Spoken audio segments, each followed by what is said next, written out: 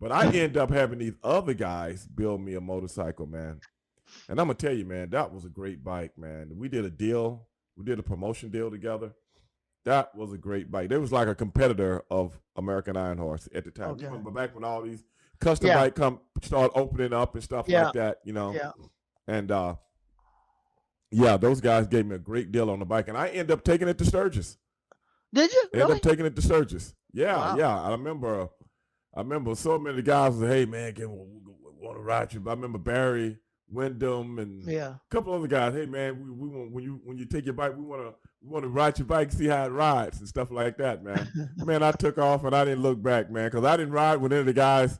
I didn't ride No. with any of the wrestling guys. I had buddies like my boy Kenny Bernstein and some Okay. of his boys was drag racers. They were coming Right. up, and I went down to Sturgis and met those guys. Oh man, I stayed out. Sonny, me, Kenny Bernstein, and some of his friends, we stayed out. I ain't never been around so many white folks in my life.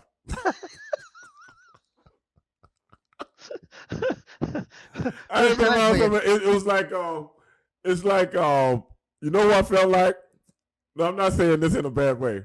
Mhm. You, I'm gonna tell you what I felt like. You remember the movie, the early '90s, when the guys, the kids discovered the alien and they were trying to hide him from the parents. Oh, you mean E.T.? What's the name of that movie? E.T.? E.T. Yeah. Yeah. You remember they were it was remember it was Halloween and all Yeah. the kids in the neighborhood Yeah. had dressed up in costumes. Remember that? Right. Right. And then they had E.T. and they made him look like a little kid, like he was dressed up as an alien, right? Right. And then some little kid had dressed up like an alien and walked by him, and then E.T. looked at him and said, "E.T. go back home" or something like that. E.T. And they was like, E.T. "No, come on, home. remember that?" Yeah. You were looking Yeah, for and the you were looking little for another alien, brother. some little kid had dressed kind of. Is that what you were doing among the sea of white people? You were looking for another brother. I seen one. I felt like E.T. Now you know my life is like I living in saw Iowa. one from across this place we were. I'm like, hey, look, another brother over there. Brother. Oh my God. But now he didn't see me though. He didn't see me, so he just couldn't walking. acknowledge me. But now you know how I feel living in Iowa. I get it. I just Well, go I'm to gonna try to Chinese help you. restaurant, see the Asian people. Do they have Chinese restaurant there? Yeah. They Yeah. do. There's It Chinese probably- restaurant everywhere, man. It probably, hey, man, I done been some places where they had Chinese restaurant, but I don't know if this was Chinese food. Well, you know what it is though. Like the Japanese restaurant. Most of the Japanese restaurant in this country is not run by Japanese. Yeah, you're right. When you got My Mexican boy guys, just asked me, did I see E.T. or Booker T?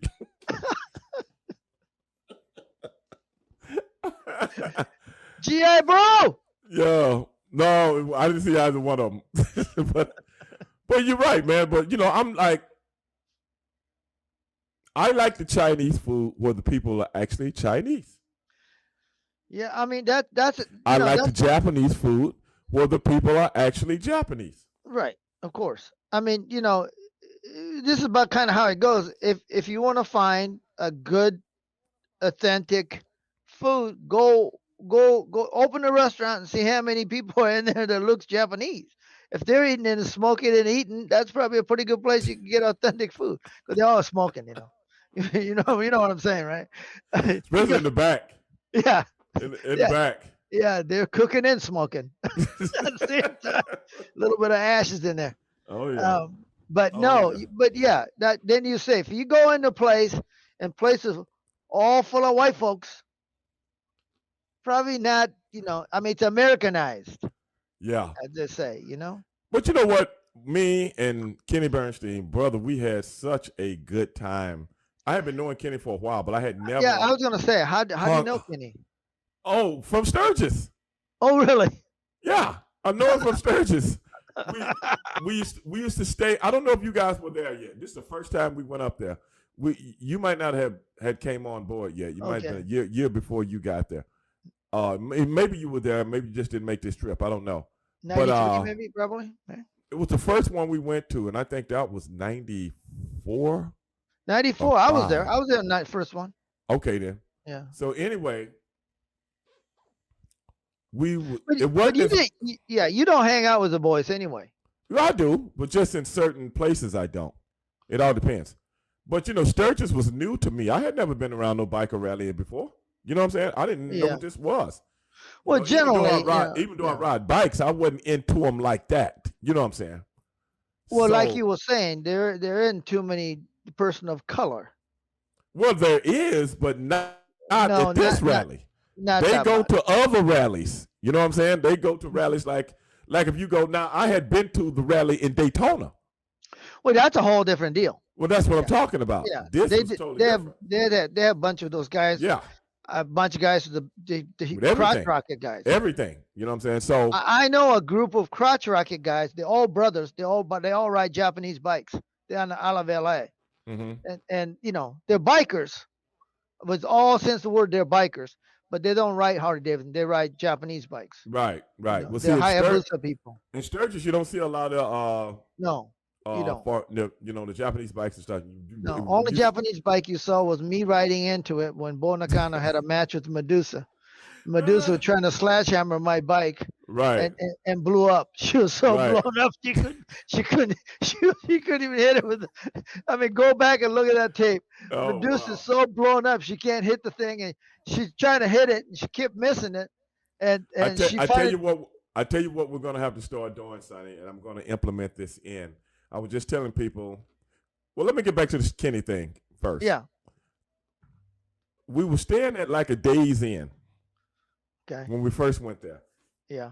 Like South Dakota, it's nothing out there. There's nobody. No. You see No. the highway, you see houses way over there. Damn, who lives way over there?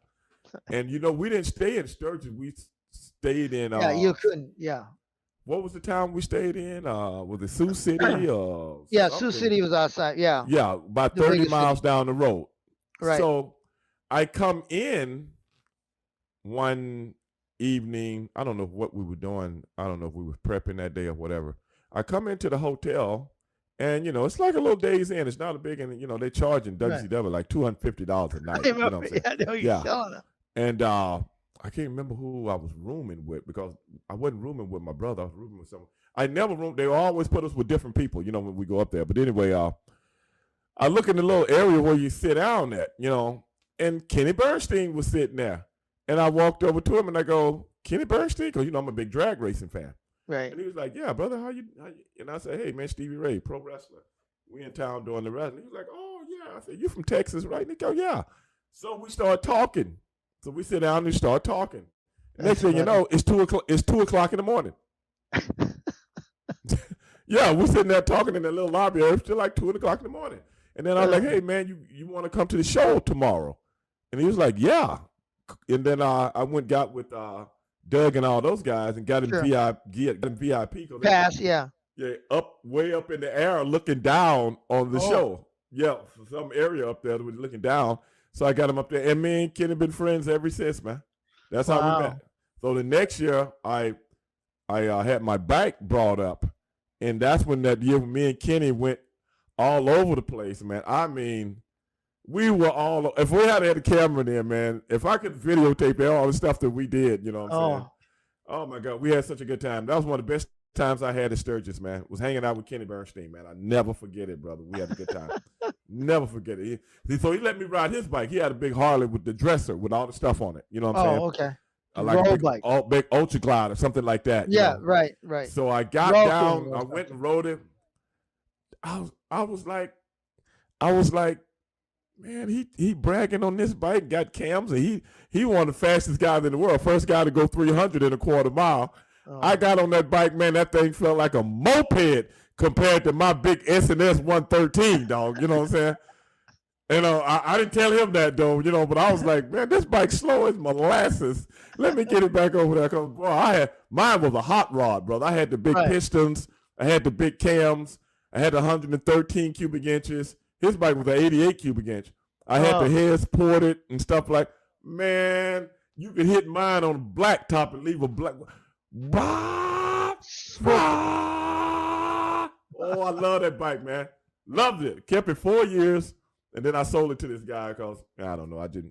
I got out of that and wanted to get into cruisers and stuff like that. So